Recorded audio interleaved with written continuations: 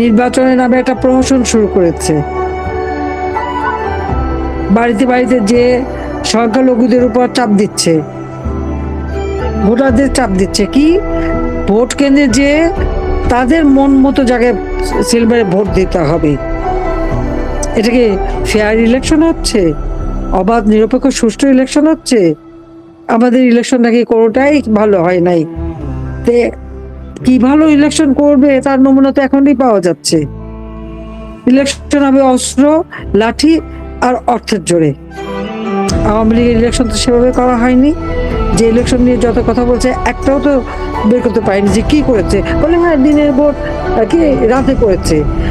দিনের ভোট রাতে করেছে, তার ইউনূস তো এখন দিনের ভোট দিনে আগেই করে ফেলে দিচ্ছে।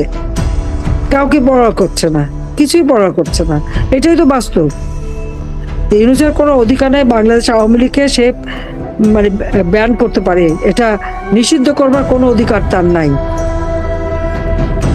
তার অনেক বড় বড় পিতারাও করেছিল, সেই তার আইয়ুব পিতা, ইয়াহিয়া পিতা অনেকেই তো করেছে, তার কি হয়েছে? কিচ্ছু হয়নি।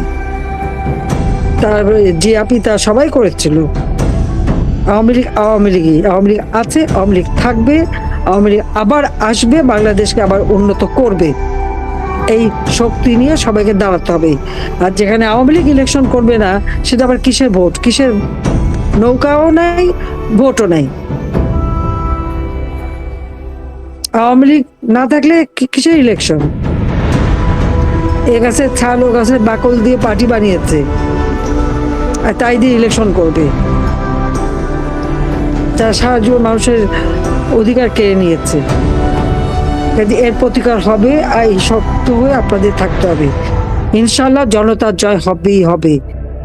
জয় বাংলা স্লোগান দিলে তাদের গায়ে লাগে, কারণ জয় বাংলা স্লোগান দিয়ে পাকিস্তান হানাদার বাহিনীর পরাজিত করেছি। ওই পরাজিতদের মানে বীজের থেকে তো এগুলি তৈরি হয়েছে মনে হয়, সেই জন্য তাদের রক্তের টান ওইদিকেই। তো এগুলিকে জাহাজে করে পাঠিয়ে দেবো ইনশাল্লাহ। যা তোদের ওই পাকিস্তানে যে থাক, বাংলাদেশের মানুষকে আর জ্বালাবি না, সেটাই করতে হবে। সব নাম ঠিকানা লিখে রাখেন, যারা যারা আপনাদেরকে অত্যাচার করছে, সব হিসাব আমরা পাই পাই করে নেব। আর সেই দিন আসবে, হয়তো একটু সময় লাগবে, কিন্তু আসবে, এটুকু আমি বলতে পারি। ইনশাআল্লাহ জনতার জয় হবেই হবে। জয় বাংলা, জয় বঙ্গবন্ধু, বাংলাদেশ চিরজীবী হোক।